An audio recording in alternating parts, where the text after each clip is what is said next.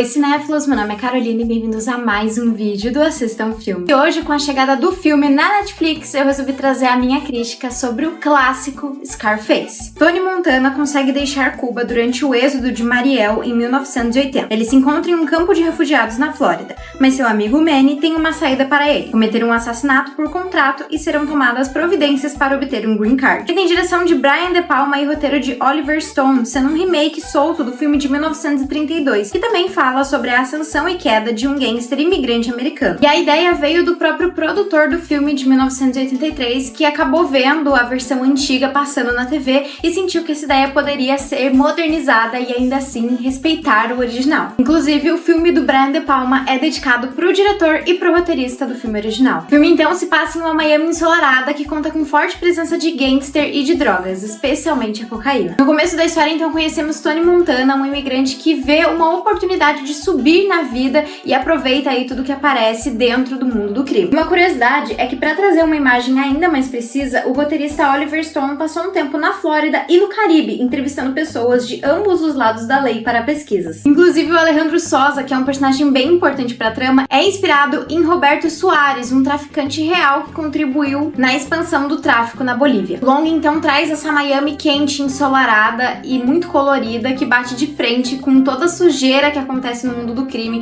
que é extremamente intenso e violento, que traz um contraste muito interessante pra dentro do filme. Até mesmo nas cenas em que tem uma balada dentro da história, em que você vê todos aqueles personagens se divertindo, meio que não sabendo a sujeira por trás, da onde vem toda essa fortuna, todo esse dinheiro, todas as drogas. Curiosamente, apesar do filme se passar na Flórida, ele na verdade foi filmado em Los Angeles, já que a produção foi ameaçada por protestos de cubanos americanos furiosos sobre o assunto relatado no filme. Os prédios usados para filmar foram reformados pelo diretor de arte para dar a sensação de que eles estavam em Miami, o que super funciona dentro da história. Eu acho interessante a forma como esse filme retrata a vivência dos imigrantes aqui, né? Não só mostrando como muitas vezes eles eram tratados com desdém, né? Principalmente ali no começo da vida do Montana dentro dos Estados Unidos, mas também traz um pouco da visão dos outros imigrantes cubanos sobre o que o Montana estava fazendo, meio que culpando ele por sujar o nome e a visão que os americanos têm dos cubanos e dos outros imigrantes. Com isso, a história fala bastante sobre o sonho americano, em principal a farsa desse sonho americano. Essa questão me lembrou bastante o filme Poderoso Chefão 2, onde a gente acompanha a juventude do personagem Vito Corleone, né, que no primeiro filme é esse grande chefão de gangsters,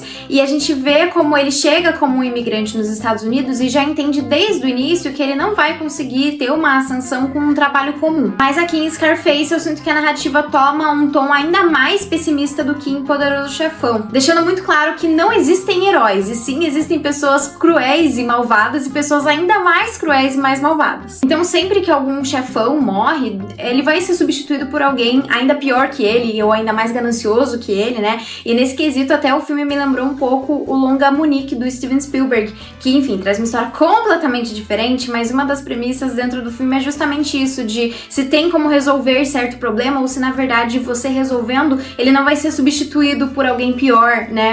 Se você mata uma pessoa, se a outra não vai entrar no lugar dela. E juntamente com o sonho americano, o filme também traz várias vezes a frase "o mundo é seu", fazendo referência à ambição e ganância do Tony Montana, que não é só com o dinheiro, mas também com o poder e o controle, toda hora querendo ainda mais, sendo até uma das razões para sua queda dentro da história. Curiosamente, enquanto eu assisti o filme, eu acabei pensando bastante em Breaking Bad, principalmente relacionando o personagem do Tony Montana com o Walter White nos acontecimentos que a gente tem dentro da série na 4ª temporada. Querendo até poupar vocês de spoilers pra quem ainda não assistiu a série e também de uma longa explicação sobre isso, mas eu achei que os personagens têm uma certa similaridade com a forma como eles lidam e como eles reagem com essa ganância, com essa ambição e essa necessidade de se provar. E até falando sobre o Poderoso Chefão, acho legal como o personagem do Tony Montana é extremamente distante, mas ainda assim um tanto quanto similar com o personagem Michael, que é também interpretado pelo Al Pacino. Ao contrário de Michael, Tony é agitado, impulsivo e sem qualquer tipo de papas na língua, se recusando a ser menosprezado, mas ao mesmo tempo os dois sabem que algumas coisas, por mais violentas que sejam, precisam ser feitas, sendo estratégicos em suas ascensões. E a performance do Al Pacino é apontado por muitos como a melhor de sua carreira. Inclusive, o próprio ator já relatou que o personagem Tony Montana é um dos favoritos que ele já fez. E eu acredito muito que parte dessas declarações, não só dos críticos, de apontar como a melhor atuação dele, mas também o grande favoritismo dele em interpretar, é que o filme depende 100% dele. Esse filme é 100% Al Pacino, é 100% Tony Montana. Aqui, Tony Montana é um homem que entende desde o início que ele não pode deixar os outros passarem por cima dele e que as pessoas vão sempre tentar se aproveitar dele, o que, claro, eventualmente acaba criando um senso de paranoia dentro do personagem. Montana é intenso, ciumento, teimoso e controlador, e por vezes até imprevisível, sendo esse o seu maior defeito, muitas vezes ficando cego com sua paranoia e recusa de ser tratado como inferior. E mesmo o filme focando bastante no tráfico de drogas e as negociações de bastidores que rola,